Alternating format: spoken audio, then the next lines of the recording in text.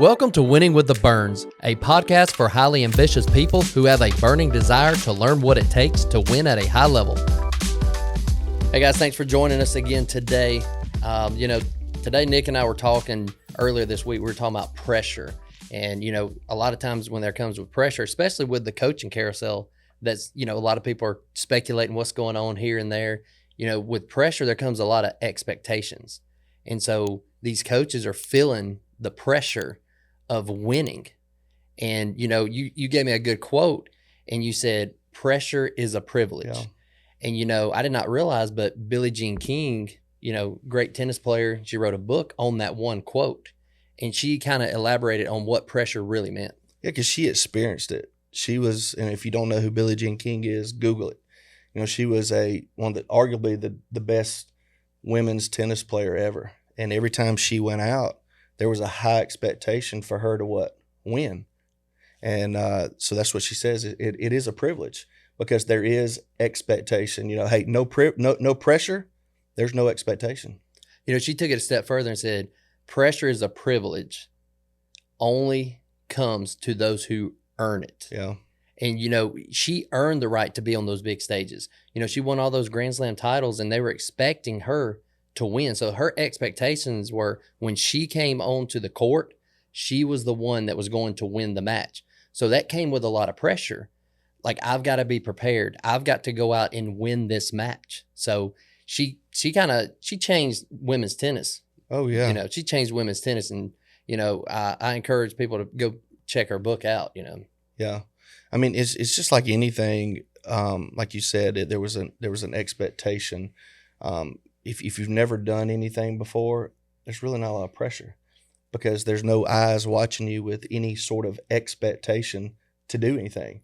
But once you start, sticking your head above the sand in anything that you do, whether it's, athletics, business, people start watching, and people are watching for what's next, and you feel like there's pressure with that, but it goes back to saying pressure truly is a privilege. You talk about people, feeling the pressure. People have never really done anything. They've never experienced that pressure. The people that try to play it safe, people that avoid conflict, people that avoid, tough times, those people don't know what that pressure feels like. And, and that comes in business. It comes in athletics. It comes with a lot of things. Whenever you start doing great things, and when I say great, you start doing not the norm, so to speak. Yeah. Anytime you step out and you're not doing the norm, that's when the pressure comes, because then all of a sudden the eyes are on you. There's people out there, when you go to do something, they show up to either one, to watch you win, or two, they want you to fail. Yeah. Like, they're expecting you to fail because, oh, look at him. He thinks he's better because he wants to go live his dream. He wants to go do something like that.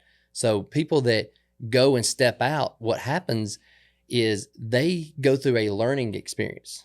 I think I was reading a quote and it was talking about the climb is so worth the view, talking about people who climb like Mount Everest, all these summits and all this hiking stuff. They get up there and they talk about that the view is so much, it is so worth the pain that they endure to get to that climb. Yeah.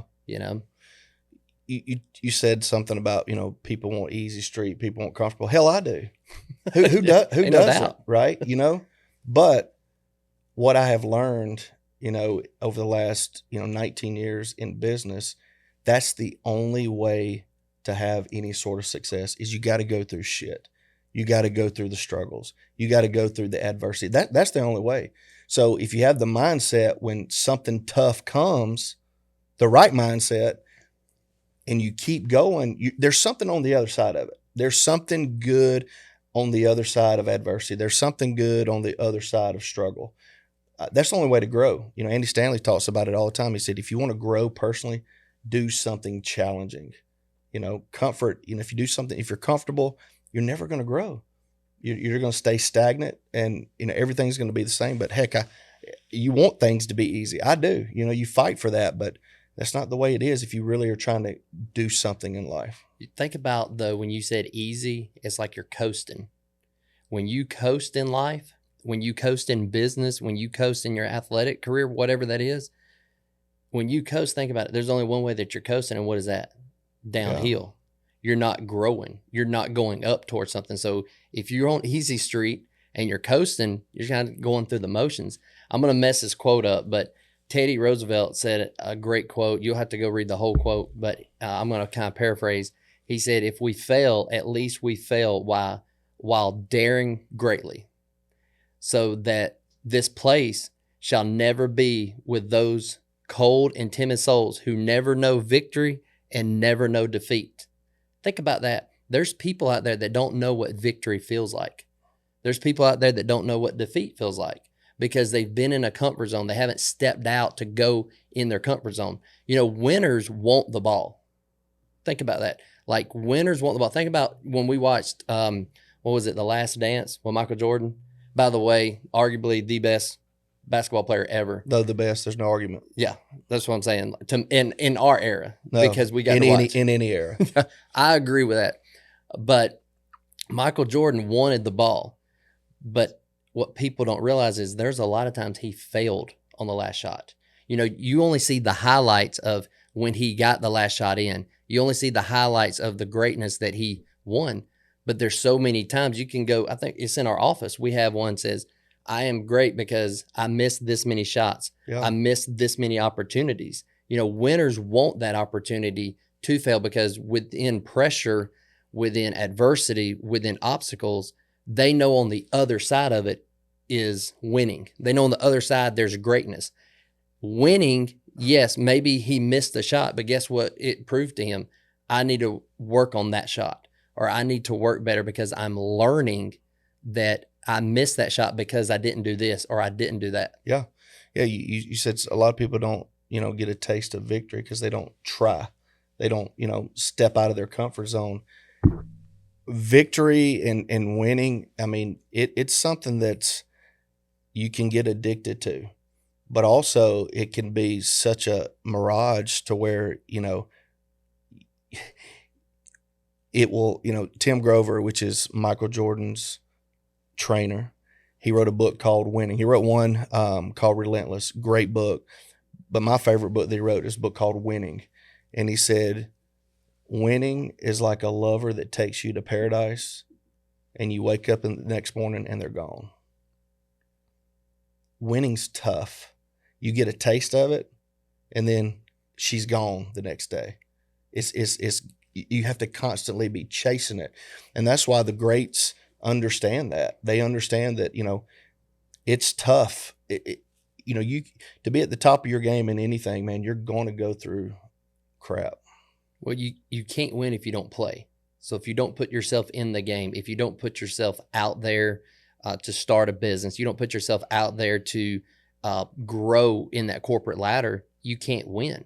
So you can't complain if you're not winning in life. You can't complain as, oh, well, that person, you can't be envious of other people because you're not willing to play the game. You have to play if you want to win. Well, what happens is people that decide not to do that and they see somebody else that's successful in a certain area, they make excuses for that person. Well, that person got lucky. That person's parents had money. They hooked up with the right person. There's always an excuse. There's a book that's called The Secret of the Millionaire Mind. One of my favorite books, by the way. Go grab it. It has nothing to do with money. Like when you hear the word The Secret of the Millionaire Mind, you think money. It has nothing to do with money. It's all about your mindset. And it talks about individuals that will bash certain things. There's people that will bash our podcast. What are they doing? Who do they think they are? What are they talking about, right? Those are people that are scared. Those are people that are envious because they didn't have the balls to step up and make a decision to do something to better themselves, And I know that's a tough thing to say, but with this podcast is raw. We're going to tell the truth how we see it, and that's how I see it. Is there's so many people out there that are just envious of others because they're scared to step out. You have as much talent in you as anybody else. I believe everybody that walks this earth has some form of talent to be successful in something, right? Some have talents that they can be successful in anything. But I do believe a winner is going to win at anything they choose to do, because it goes back to that mindset. It goes back to that mindset of, I'm not going to fail. You know, we got a guy in our business right now that's struggling. And he sent me a text yesterday morning. He's like, this has to work. This has to work for me and my family. And I said, you're in the best position you could ever be, because it has to work. You know, one of our leaders, Barry Clarkson, says, nobody's going to do something unless they have to. That's right. Right? Most people aren't going to do something unless they have to, right? But the greats do things out from having to do it, right? The ones that are worth millions of dollars do more than somebody that's struggling and you know, comfortable, because they choose to do more. It's not about the money. It's about a mindset of winning. What's that old farmer's tale that they talk about? The farmer, he's sitting on the front porch and he's rocking, and a friend comes up and he sits beside him and he looks at the dog. He's like, man, that dog's sitting on a nail. Yeah. Why don't you get that dog up? And what's the old farmer tell him? He says, when it hurts bad enough, he'll get up. That's right. And how many people in life that you see that are in bad situations and they won't make a change because it don't hurt bad enough. They're comfortable with that hurt. They're comfortable with the misery that they're in. They get, you know, there's a familiarity with it. You know, I mean, I've seen individuals who come from bad childhoods to where they get into an environment where things are good and they screw it up because it's not familiar. They're like, this is unfamiliar territory. I'm used to drama. I'm used to, you know, unfortunate situations happening. Now I'm in a situation where things aren't normal in their mind, right? But things are really good, and they screw it up because it's not what they're used to. You get comfortable, you get familiar with your environment. And that's why it's always good to change things up. It's always good to talk to different individuals. You can learn from anybody, you know, whether it's a child, you know, whether it's, you know, somebody in their 80s, whether it's somebody our age, or somebody in a different arena. That's what I love about our podcast, man. We do, you know, we'll have somebody that's in sports. We'll have somebody that, you know, the Carvelis brothers that run a pizza places. You know, we'll have, you know, Josh Sales, who's, you know, Chick-fil-A. We'll have people in different industries. But again, the mindset of winning is the same in anything that you do. Well, success principles are parallel in whatever you do. I mean, they are parallel in whatever you do. But one common theme with people who win is they grow as individuals. You talk about that individual that comes from a bad home life and things are good. I think what happens is that person stops growing. So they grow themselves as an individual to get in a better situation. Then once they get in that situation, it's like, I'm here. They think they've arrived, so to speak. And it's like, I don't have to grow anymore. And, you know, that's something that you have to wake up with every day and say, can I get better today than I was yesterday? You know, we coached our kids in baseball, and it was never about going out and winning a tournament. Don't get me wrong. On Saturday, Sunday, I wanted to win that tournament. Absolutely, yeah. But during the week, it was all about, it was progress. It wasn't perfection, because I wanted the kids to be better that week than they were the previous week. And, you know, a lot of them now are getting into high school now. And I'm proud to be a part of like my son's life and some other kids' life, because they play the game the right way, because they were taught, not necessarily from me, but from everybody else. Because you learn a lot from watching you go to some games and you watch some other parents and some other teams, the way they act. You learn a lot from how not to do things. You know what I mean? Well, you don't know what you don't know. And, you know, you see kids that are so talented, and in our eyes, they don't act like they should on a field because no one's ever told them, hey, you shouldn't do that. You know, we were just cut from a different mold in how we were raised when it come to acting yourself on the field. Hey, always cheer for always cheer for your team. You can be loud for your team. That's right. But never do anything demoralizing, you know, to the other team. Well, because karma's undefeated. Absolutely. Them Twitter fingers. Yeah.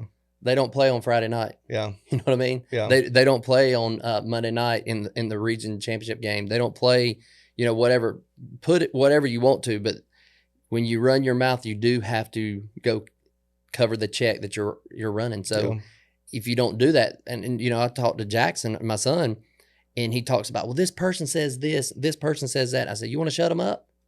You beat them on the field. You beat them on the court. Yeah. That's how you shut people up. You know, and that's how it is in life. When people talk about you, you're never going to stop people talking about you. But here's the thing. You got to get used to it. That's right. That's part of the process in anything. You know, I'm 43 years old, and, you know, a lot of people say, well, you know, I don't care what other people think.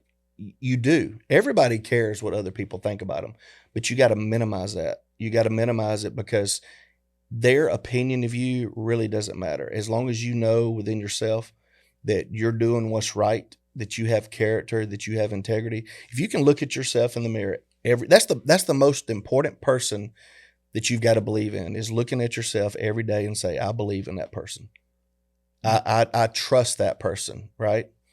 Yeah, well, because at the end of the day, that's the person, you know, that you have to be held accountable to. Yeah. You know, we watched Creed and Creed 2, and I'm ashamed to say I never watched those movies when they first came out.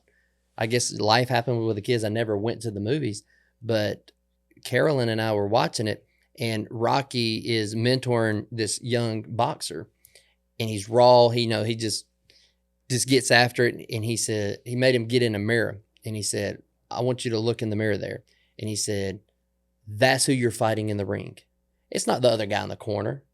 When you are training, when you're preparing for that fight, when you get in the ring, that's the person you are fighting.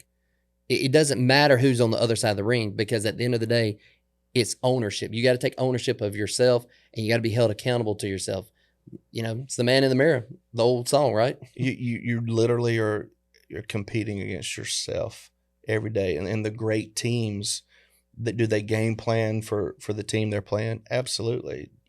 But at the end of the day, it's all about, they're competing against themselves. You know, the great John Wooden, who is, I think he won 10 national championships in basketball at UCLA. Matter of fact, he didn't do it till later in life. Okay. The guy I think he was in his 70s when he won all those championships, but he didn't do it till later in life, which is encouraging, because, you know, you may be 45, 50 something years old and you have a dream. You know, step out and do it. But he didn't win until later in life, but he truly was all about the basics. I mean, their first practice, he taught them how to tie their shoe. He taught 18, 19-year-old kids, first practice, how to tie their shoe. And he says, we never, you know, had a plan for the teams that we played. We always focused on ourselves. We always focused on running our offense. We always focused on running our defense. We competed against ourselves, because he said this, if we did what we were supposed to do, the scoreboard would take care of itself. Think about that. That's right. If you're a school teacher, right, and, you know, your admin is giving you problems, which I think sucks, by the way, because a school is only as good as their leadership. But if you're a school teacher and, you know, you got admin problems, you got, you know, other teacher problems, at the end of the day, none of that matters. If you can control what you can control, if your focus is on that classroom, and I'm going to help one of these kids get better today, my focus is what I can do within this hour with this class before we go to the next class. That's all you can control. You can't control other environments outside of you. Now, you can make decisions when you sign that contract the next year to whether you go back to that school. Yeah. But at the end of the day, it's all about controlling what you can control every single day. Well, it's all about taking ownership of yourself. And, you know, Coach Pardue said it best the other day about controlling the controllables. Yeah. And, you know, I had a mentor of mine years ago said, if you're not getting the results that you expect, are you clearly communicating your expectation? So if my kids are not acting right, if, you know, in business, if you're not growing in whatever, if you're not getting the results, because you get frustrated. You're like, gosh, my kids, they do this. Or gosh, I can't believe we're not where we need to be or where we want to do. But are you clearly communicating the expectation to get the result you're looking for? It's tough.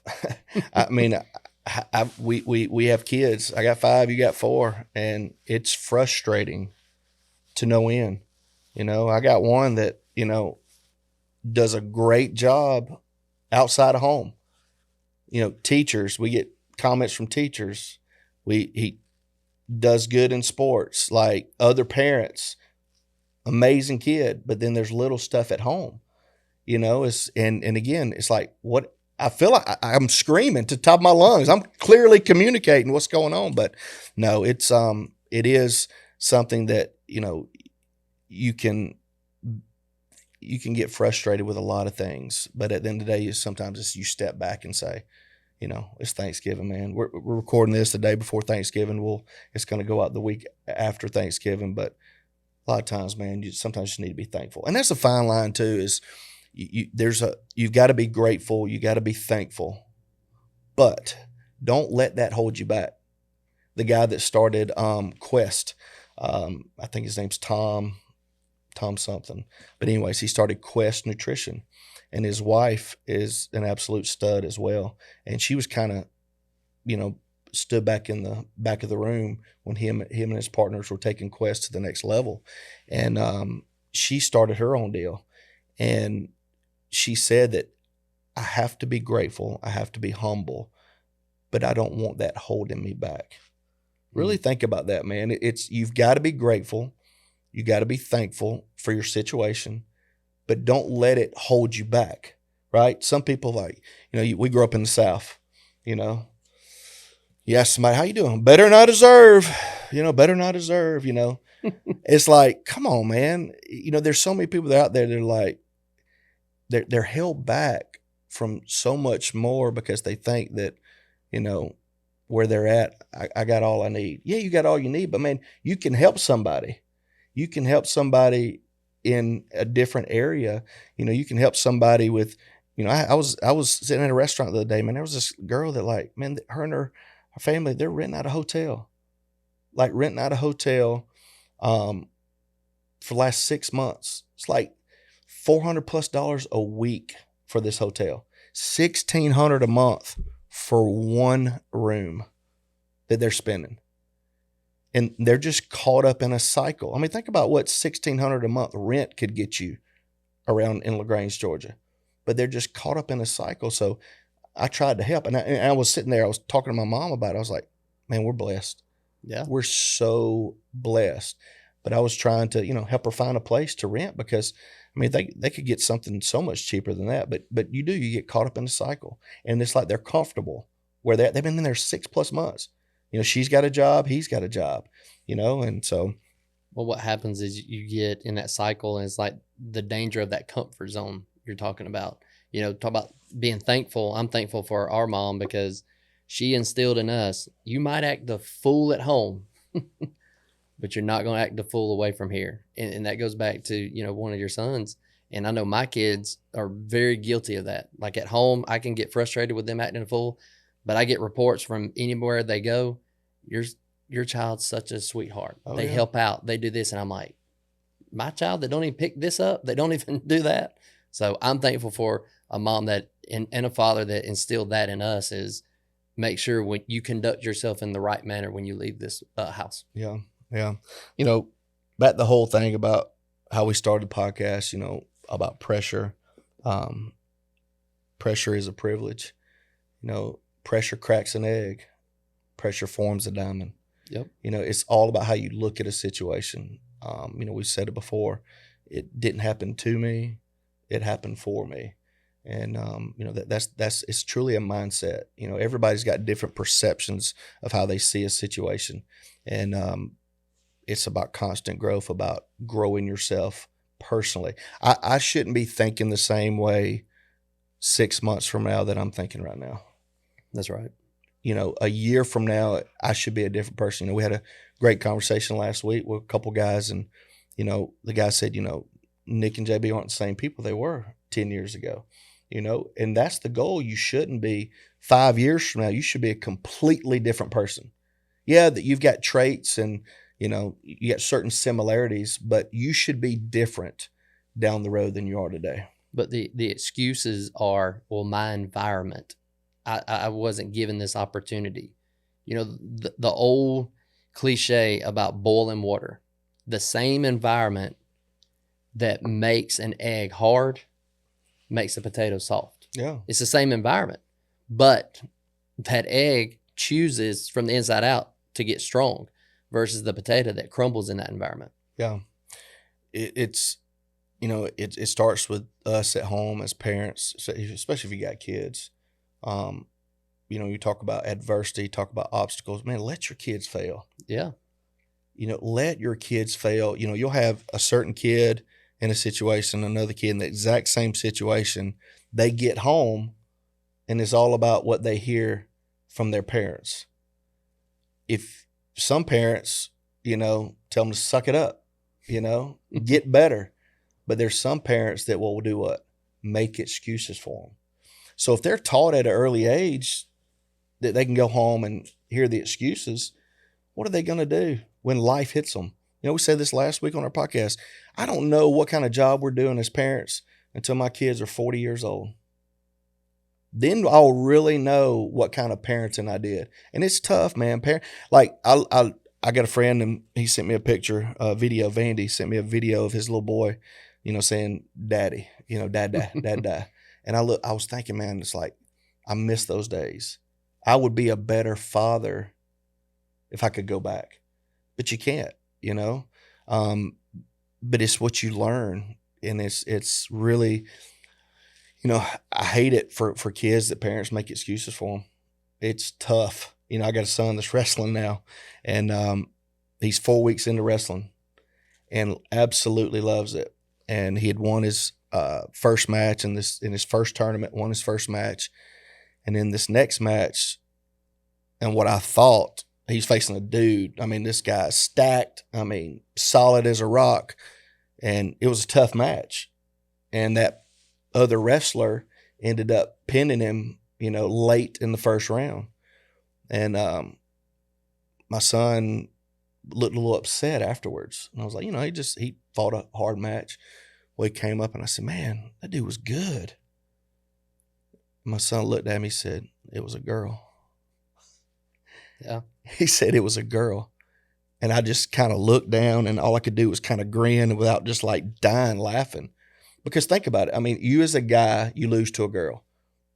That shouldn't happen, right, in your mind. But like learning about the sport, about wrestling, I know nothing about wrestling. I highly respect it. I'm getting even more and more respect for it now. But there's a lot of girls that wrestle that kick guys' butts. There's a lot of great female wrestlers around our area. Around here, yeah. So they kick these guys' butts. Well, he got a chance to wrestle her again. And he almost had her pinned in the second round. So he did 1 round, 2 rounds, almost had her pinned in the second round. She was beating him points-wise. At the end of the third round, they were tied. So he had gotten better, right? Because he had already prepared. It's like, by the way, she got second in the state last year in her weight class. Second in the state. She don't look like a girl. If her parents were sitting right here, I'd say the same thing. She looks nothing like a girl. But she's good. She's very good. So she came up to him after the first, after they wrestled, because it was a tough match for her. And she said, "How long have you been wrestling?" He said, 3 weeks. She said, 3 weeks. She said, "I've been wrestling 3 years. I got second in state last year." But they went to sudden death, and whoever scores a point first wins. And she got a point. But I could have, made excuses for him, but it's him having that mentality. If I don't make excuses for him, he won't make excuses. It's a monkey see, monkey do, right? More's caught than taught. Your kids are listening to everything you say. I scream in my house, my kids will scream, and I'm not proud of it, but I'll scream, "Hey," I'll holler at them upstairs. So like if I tell the kid, "Hey, go upstairs and get your brother, come on down," they'll yell. Yeah. They're used to seeing me do that. It's monkey see, monkey do. But, back to the whole excuse making deal. It's easy because that's your kid. You love them. You want what's best for them. But it's tough. It's tough not to make excuses, but it's the best thing for them. Don't you think Michael Jordan is very thankful to have a mother not make excuses for him when he got cut from the basketball team? Absolutely. What'd she tell him when he got cut? Not cut. Well, he didn't make varsity. He didn't make the team, yeah. As a sophomore. She's like, "Hey, you got to get better. You got to get better." What if she had went to the coach? "Michael's good." He should be on varsity. He should have transferred to another school. What if they went to the a school across town? Yeah, in Laney, North Carolina. No, it's about having tough parents. I mean, think about the whole Nike deal. If you watch The Last Dance, Michael Jordan did not want to go to Nike. Think about that. Michael Jordan did not. They invited him up. He did not want to go to Nike. His mom and daddy made him, 22-year-old gentleman, 21, 22-year-old gentleman. His mom and daddy made him get on that plane. And the rest is history. He didn't want to do it, but they made him. And I think he's worth $1 billion now, and half of that's from Nike. Well, and I hate to say this day and age because then I sound like an old man, even though I'm the youngest brother. Back then you were taught to go and face adversity. The old tale about buffaloes run to the storm. You take it a step further though, is cows run from the storm. So what happens most of the time is a storm goes west to east.